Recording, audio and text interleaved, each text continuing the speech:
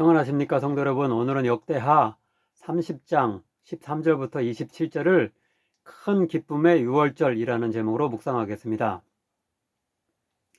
역대하 8장 13절을 보면 솔로몬 왕은 유월절과 동의적으로 쓰이는 무교절 그리고 칠칠절 또한 초막절이라는 세 주요 절기를 충실히 준수했는데요. 남유다의 가장 선한 왕으로 평가받는 두 왕, 곧 히스기야 왕과 요시야 왕은 그중 첫 번째인 유월절을 회복시킨 치적을 남긴 것으로 기록됩니다.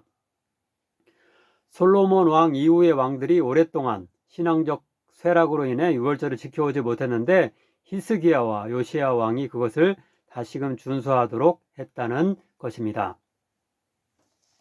특별히 역대하 30장 전체가 히스기야 왕의 유월절 준수가 매우 성대하고 기쁨 가운데 이루어졌음을 상당히 길고 자세하게 기록하는데요.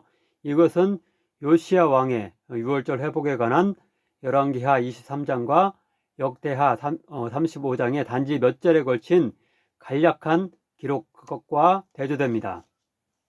이것은 역대하의 저자가 히스기야 왕을 제2의 솔로몬이라 할 정도로 높이 평가하고 있음을 보여줍니다.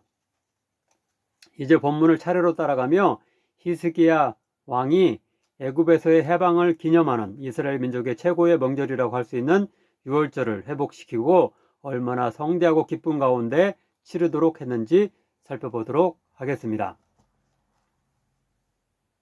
첫째로 13절부터 16절입니다. 여기서는 앞에서 남유다뿐만이 아닌 북이스라엘의 지파들 4개까지 유월절을 준수하기 위해 예루살렘 성전으로 모이도록 한 히스기야 왕의 명령에 많은 백성이 호응하여 몰려들었고 그들의 신앙이 갱신되는 계기가 되었음을 말합니다. 즉 14절 15절을 보면 제사장과 레위인들이 아닌 일반 백성들이 먼저 모든 우상을 제거하는 신앙적 열심을 나타내고 제사장과 레위인들이 부끄러움 가운데 하나님에 대한 신앙을 재결단합니다. 무리가 일어나 예루살렘에 있는 제단과 향단들을 모두 제거하여 기드론 시내에 던지고 둘째 달 14째 날에 유월절 양을 잡으니 제사장과 레위 사람이 부끄러워하여 성결하게 하고 번제물을 가지고 여호와의 전에 이르러 기드론 시내는 예루살렘 동쪽에 있는 감람산과 접한 골짜기를 흐르는 시내였는데요. 바로 이곳에 백성들이 예루살렘에서 제거하여 가져간 모든 우상의 제단과 향단들을 버렸고요. 이에 자극을 받아 레위인과 제사장들도 부끄러움을 느끼고 자신들을 성결하게 하고 하나님에 대한 헌신을 뜻하는 번제를 드렸던 것입니다.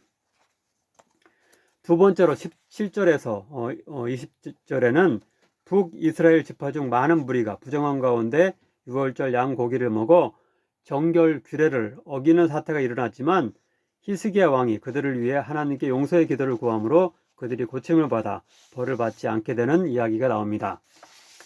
레위기 7장 19절부터 21절과 민수기 9장 6절, 19장 11절 등에는 몸이 부정한 자가 화목 제물의 고기를 먹으면 백성 중에서 끊어지는 벌을 받는다는 규정, 그리고 시체를 만지면 7일 동안 부정하며 유월절을 지키지 못한다는 규정이 있는데요. 아마도 그들은 이 규정들을 엄밀하게 지키지 못한 것으로 보입니다. 하지만 이렇게 즐거운 축제의 장에 그들 나름의 커다란 신앙적 결단으로 참여한 북이스라엘 백성의 실수를 용서해달라는 히스기야 왕의 기도를 하나님께서 자비롭게 들어주셨던 것입니다. 그런데 이런 히스기야 왕의 기도와 하나님의 응답은 역대하 6장 7장에서 성전 봉헌식 때의 솔로몬의 기도와 그에 대한 하나님의 응답과 매우 유사한데요. 특별히 7장 14절에 내 백성이 스스로 낮추고 기도하면 내가 하늘에서 듣고 그들의 죄를 사하고 고칠지라 라는 솔로몬의 기도에 대한 하나님의 응답 중 마지막 단어인 고칠지라를 상기시키기 위해서 여기서도 여호와께서 히스기야의 기도를 들으시고 백성을 고치셨다라고 표현하는 것으로 보입니다. 세 번째로 21절부터 24절은 유월절을 무려 14일 동안 지켰으며 많은 제물과 즐거운 찬양이 함께했다고 기록하는데요. 이것 역시 7장에 묘사된 솔로몬 왕의 성전 봉헌식과 매우 유사합니다. 거기서도 본래 예정되었던 7일에 장막절 또는 초막절에 7일이 더해졌는데요. 여기서도 본래의 유월절 또는 무교절의 7일에 더하여 온 회중의 합의에 의한 7일이 추가됩니다. 또한 양 이야기 모두에서 제사장과 레위인들이 나팔을 불며 악기를 연주하여 찬양하고 있습니다. 더욱이 어마어마한 화목제의 제물이 바쳐졌는데요. 레위기 7장과 신명기 12장 등을 보면 화목제의 제물은 담당 제사장뿐만 아니라 다른 레위인들 그리고 그 봉헌자 자신과 그 가족과 노비까지 함께 나누어 먹을 수 있었는데요. 25절은 제사장과 레위인들 그리고 남유다와 북이스라엘의 백성과 또한 아마도 그들을 따라온 이방인 나그네들이 유월절에 참여하여 화목제의 제물을 나누어 먹은 것으로 묘사합니다. 그들이 함께 나누어 먹은 제물은 먼저 히스기야와 고관들이 내어놓은 것을 합쳐 수송아지가 2,000마리였으며 양이 17,000마리였습니다. 이것은 7장 4절에 나오는 성전 봉헌식 때 솔로몬이 바친 소 22,000마리와 양 12만 마리보다는 훨씬 적지만 여전히 매우 큰 수요입니다. 아마도 모인 자들이 14일 동안 실컷 먹기에 충분한 양이었을 것입니다. 따라서 마지막으로 25절부터 27절은 그들이 다 즐거워했으며 솔로몬 이후 가장 큰 기쁨이 있는 축제였고 제사장과 레위인들이 마음껏 백성을 축복하고 하나님이 그 축복의 기도에 화답하셨다고 결론 짓고 있습니다. 25절 끝부분에서 26절입니다. 다 즐거워하였으므로 예루살렘에 큰 기쁨이 있었으니 이스라엘 왕 다윗의 아들 솔로몬 때로부터 이러한 기쁨이 예루살렘에 없었더라. 기도하겠습니다. 사랑의 하나님, 히스기야 왕이 회복하여 지킨 유월절 축제의 큰 기쁨에 대해 듣게 하시니 감사드립니다. 히스기야 왕의 명령에 제사장과 레위인들보다 먼저 백성들이 화답하여 우상들을 제거하는 열심을 보였으며 전자들도 번제를 드림으로 하나님에 대한 헌신을 재결단하는 모습을 보았습니다.